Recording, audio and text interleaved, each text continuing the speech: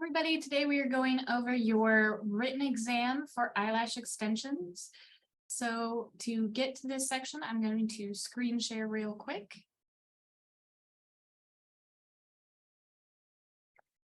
So the first thing that you're going to do to find your information about your written exam will be going and typing in eyelash extension PSI into your search engine. And then you'll click on this top one, this texas.gov, apply for an eyelash extension specialty license. Once you click on this section, you'll scroll down till it says examinations, and then click on the blue exam information link. Then you'll scroll down again, and then it'll say candidate information bulletins, and you'll click on the eyelash extension PDF. This is all the information about your eyelash exams, both your written and your practical. So if we scroll down to page 13, this is where it's going to start talking about your written. If you take your exam after September 1st, you'll be going on this section that's on the right side of your screen. If you take it before then you can go off the one that's on the left. So this first section is licensing and regulations. This section is 4 questions, and it is responsible for 10% of your grade. So the 2 sections that are covered under this topic will be health and safety, as well as the responsibilities of a licensee. When you are looking at this section, the 2 areas that you want to look for information on it will be your TDLR cosmetology rule and law book. You'll receive this in the mail. Make sure you don't throw this out. This is a very important book. This has all the rules and licensing requirements for the area of cosmetology, as well as lash will be inside. So not all of this applies to you because barbers, cosmos, estes, braidists, waxists are all covered in here. So you only have to pay attention to the parts that actually apply to eyelash extensionists. If you come into the school, I have a copy of this book behind the front desk that is highlighted for all of the exam questions that you should pretty much study. If it is highlighted in pink, it is for lash. If it is highlighted in blue, that is SD. And if it is purple, that is for both departments. The other section that you should study for this first section of licensing and regulations will be Chapter 6, Safety, Sanitation, and Infection Control, as well as a very small amount of Chapter 12, All Things Money. Mainly, though, it's going to be this rule and law book as well as that Chapter 6, more so than Chapter 12. When you are looking for how to study for this, it is a multiple choice true or false exam. So Quizlet and quizzing platforms like those are very helpful, as well as flashcards. So I highly recommend starting to make flashcards going over these topics. For some sections that are important for you to know as a lash artist, I'm going to list out some license question sections that I think are important for you guys to memorize, or at least get the basic gist of. You don't have to memorize them verbatim, but just understand what they're talking about. So that will be section 1602.251, license or certificate required. This one is basically just stating that in the state of Texas, you have to have a license to perform your service of eyelash extensions. Section 1602.2571 This is an eligibility for a specialty license in lash application. So this one specifically applies to you guys as lash artists. If you want to perform eyelash extensions, you have to have a lash license. To do that, you have to be 17 years or older, completed a general education degree or high school equivalent, and then completed the required 350 hours at a licensed school. And then you will be eligible to get your license. Section 1602.262, this is the insurance of a license certificate. So that's just saying if you have a license that you should insure it to make sure that if something does happen, that everything under it is covered by that insurance and not your personal insurance. Section 1602.301. This is a facility license requirement. This is just saying wherever you perform eyelash extensions, whether it is your home, whether you are working at a spa, does have to have a license to run that business out of that area. So even if you're just doing it from home, you do need that to be licensed and approved by TDLR. 1602.305, this is the specialty license for a specialty shop. So if you're just going to do eyelashes or something like that, that's the license you'll need for that. Or 1602.306, this is the booth rental license. So if you wanted to work at a kiosk in a mall or on a cruise ship, those types of things, then the booth rental license is where you'll have to get that.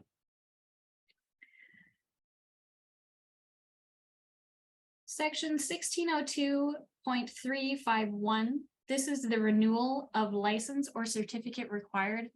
As a eyelash extensionist, every 2 years, you will have to get continuing education. You'll have to do 4 hours of continuing education, which just applies to anything under your branch of eyelash extensions. So that could be health and safety, that could be taking a class on mega volume lashes, that could be taking a class on business.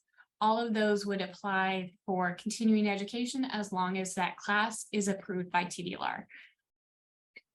Due to the 2018 revision, you have to do 1 hour of continuing education solely based on human trafficking, but then the rest of it can be spent on whatever you're interested in or you need to start studying for a business requirement of your job or whatever it is. If it's your first time getting your license renewed, you'll want to go to section 1602.352. That is the requirement for your first renewal of your license. That's just getting you started on how to actually do that.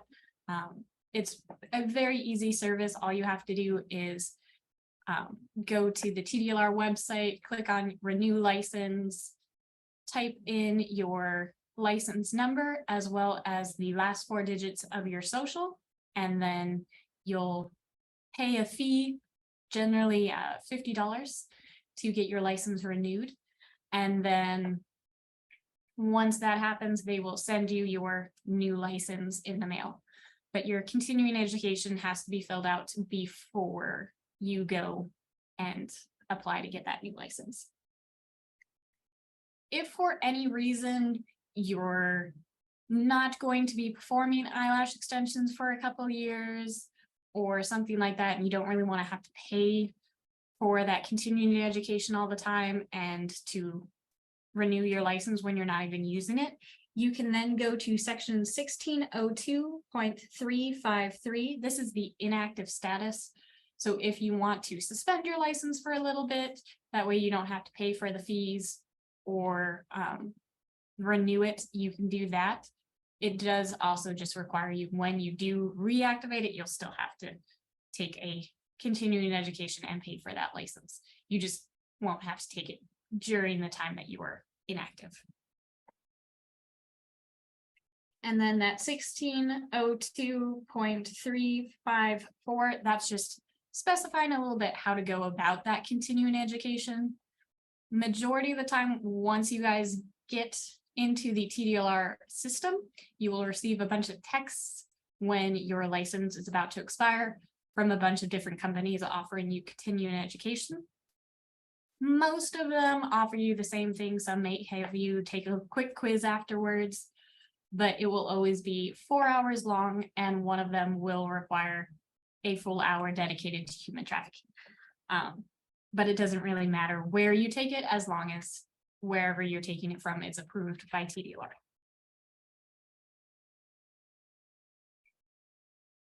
Section 1602.401. This is the display of your license or certificate wherever you work, whether you work at home, you work at your business, spa, salon, lash studio, whatever it is. Even if you work at a school like Boss Lady, you will have to display your certificate or license of whatever service you are performing. So the instructor license, the esthetician license at the school are all posted on the wall over there. And anywhere that we work, we will have an extra one posted there as well. You don't have to post all of your certificates as long as your license is posted. The only reason that you would post a particular certificate is if you had like a specialty skill that you wanted to show as, I am really qualified to perform this service. I'm really qualified to perform Russian mega volume because I took this certificate. Because I am really good at, brow mapping. I took that certificate. I can now do a really good job on mapping your eyelashes to match your brow and your face shape. That type of thing. Section 1602.406. This is a very important section, so you want to make sure you keep this one. This is the infectious and contagious diseases. At any point, if you find out that your client has an infectious or contagious disease, by the state of Texas, you are not allowed to give them a service, no matter what that contagious or infectious disease is. So if you find out your client has lice, if you find out your client has conjunctivitis, pink eye, whatever it is, you cannot perform a service on them until that has resolved itself.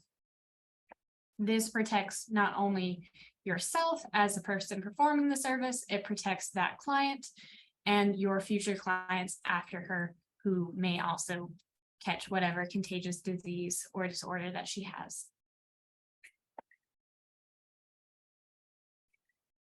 Section 1602.408, there are certain notices that are required to be posted in your business by the state of Texas. These are the human trafficking, the complaints board for TDLR, what to do in case of a gunman shooting.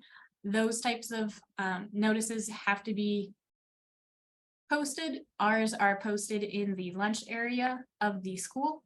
If you ever get a chance to go look at them, that is where they are. And it is required by the state that we have those posted and updated regularly. Section 1602.451, this is the duties of a license holder. This is just saying, as somebody that holds a license, I'm responsible to maintain my license and work inside of my scope of practice. As a lash artist, I am only allowed to perform eyelash extensions. I am not allowed to perform a facial if I'm just a lash artist. That type of thing. Section 1603.102. This is your sanitation rules. Another very important section. Majority of your written exam, as well as your practical exam, is solely based on infection control. So anything that you have about infection control, you really need to keep that in mind, figure out a way to easily remember it because it will come up again and again and will be one of the things that you are most tested on.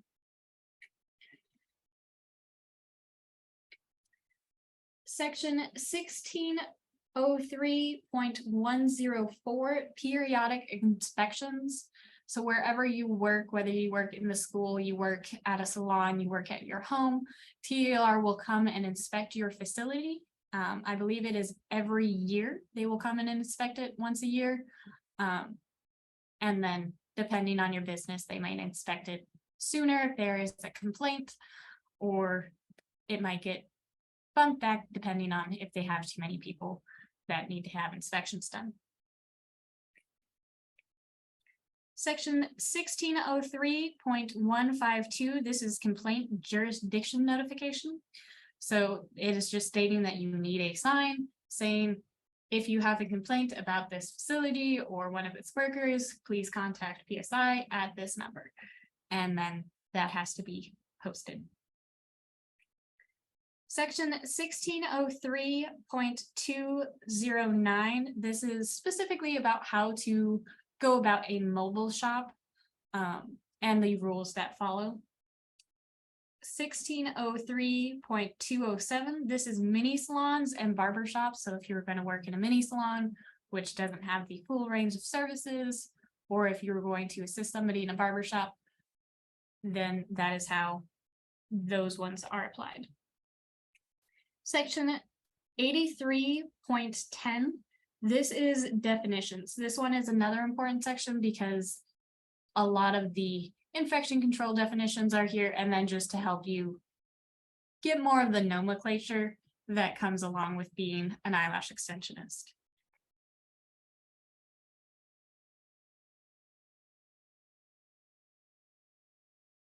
The next section is 83.22. This is a license requirement for beauty salons, specialty salons, mini salons, dual shops, mini dual shops, mobile dual shops, and booth rentals or independent contractors.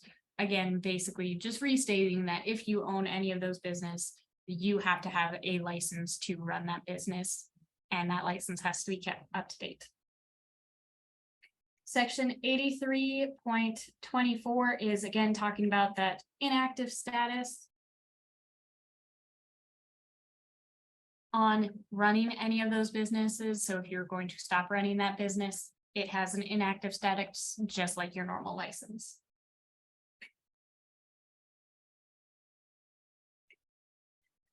Section 83.31, this is licensee license terms. So again, just more definitions on explaining the nomenclature of your business. Section 83.70 is the responsibilities of an individual in the eyelash business, and all of the requirements that go into that. Section 83.80, these are the fees. So if you are running a mobile shop or running a salon, there is a yearly fee that you will have to pay TDLR to keep up your normal license, as well as whatever booth rental license, mobile shop license, things like that. And it tells you exactly what that fee will be. And it's a standard across the board fee that, unless this book changes and gets updated, will stay the same until it gets changed or updated. But it'll be in this book before anything happens. And if something does happen, on this bulletin is where it will also show the change. Section 83.100, this is health and safety definitions. It's another really important section. Again, anything responsible for health and safety, which is one of these two topics, is very important, as well as it'll flow into some of your other sections in your written. And that's just going over what's the difference between disinfection versus sanitizing versus sterilizing, and what each of those mean and how to actually do them.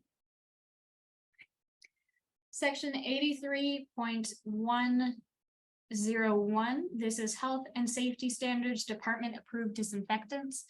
Any disinfectant that you use in your salon, in your business, in your lash studio has to be approved by TDLR. And to get it approved, it just has to be approved by EPA. So the Environmental Protection Agency will be the ones responsible for that.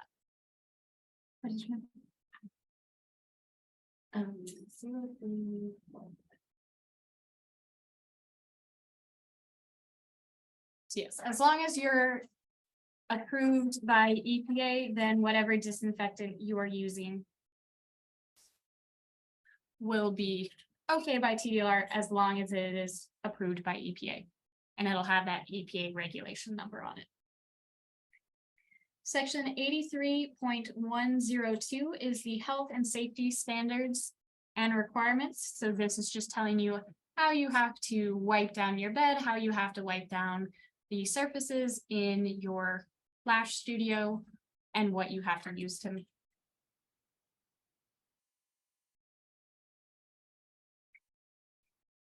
The next section will be section 83.111. This is the health and safety standards for blood and bodily fluids. Blood and bodily fluids are not as common in the lash license as it is in some of the other licenses, but it does happen. And to make sure that you are following those bloodborne procedures, because bloodborne pathogens are the most dangerous and hard to treat. And you're working in a public environment, so you need to make sure that you are safe, your client is safe, and anybody else that comes into that area afterwards is safe as well. So it's just telling you what products to use to clean it up, how to clean it up, everything that you use when you have a blood or bodily fluid incident has to be double bagged. If it's getting thrown away, it has to be sterilized. It can no longer just be disinfected. It has to be at the utmost level of clean, and how to get it to that level. Section 83.112, this is the health and safety standards of prohibited products or practices, basically saying all the stuff that as a eyelash professional, as a esthetician, as a cosmetologist, you are not allowed to do. Certain products, certain ingredients are just not safe to be used on people or in an area around people, so you're not allowed to do them. Or certain areas, cosmetologists just aren't licensed to work in, and so any branch under cosmetology is not licensed to use those either. Mainly razors, needles, things like that, unless you have a physician's license or approval. The next section is 83.113. This is the health and safety standards of the FDA. So making sure that not only are you following TDLR and EPA, but you're also following the FDA as well as OSHA. Section 83.114, this is the health and safety standards of your establishment, how your establishment has to be cleaned, sterilized, maintained, and everything like that to make it a healthy environment for everybody to work in. And then your next section will be health and safety standards for an eyelash extension application service, which will be section 83.115. This one specifically applies to you guys on what you guys as eyelash extensionists have to do to maintain that sanitary, sterilized environment with your tweezers, with your bed, with your bedding, anything like that, but specifically to you guys, where some of the other ones were more broad general terms. And then section 51.252, this is our last section. This is a section on complaints, and this is just how you would go about filing a complaint if you had a complaint about a business, or if somebody had a complaint against your business, how that would actually get filed and go through that system.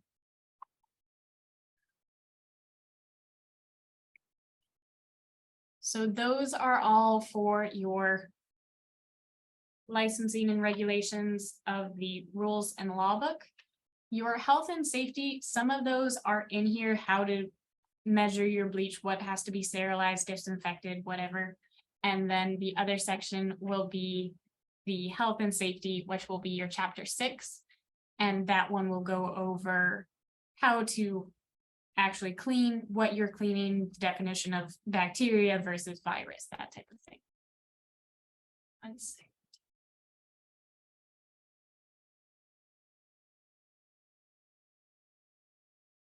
So yes, as I was saying, the other section of your health and safety, which is that safety, sanitation, and infection control, will go over the different types of infection, whether it is a virus, bacterial, fungal, parasite, that type of thing, as well as the different modes of infection. Was it direct contact, indirect contact, airborne, those types of complications, as well as figuring out the difference between some of those infections and what your responsibility as an esthetician, lash artist, cosmetologist, whatever it is, to address that issue.